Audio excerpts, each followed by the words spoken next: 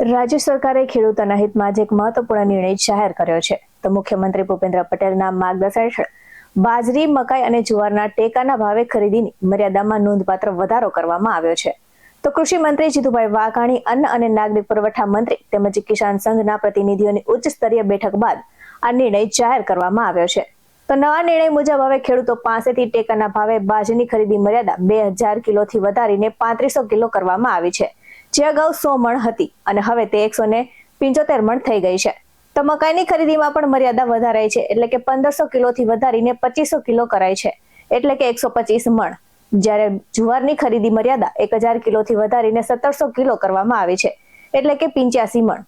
તો સરકારના નિર્ણયથી ખેડૂતોને તેમની વધુ ઉપજ ટેકાના ભાવે વેચવાની તક મળશે અને તેમને સીધો આર્થિક લાભ મળશે. તો ખાસ કરીને નાના અને મધ્યમ ખેડૂતો માટે આ નિર્ણય ખૂબ જ રાહતરૂપ સાબિત થશે. અને કૃષિ મંત્રીએ જણાવ્યું છે કે કેન્દ્ર સરકાર દ્વારા ટેકાના ભાવમાં કરવામાં આવેલા સુધારાને આગળ વધારતા રાજ્ય સરકારે ખેડૂતોની માંગણીઓ અને રજૂઆતોને ધ્યાનમાં રાખીને આ પગલું લીધું છે.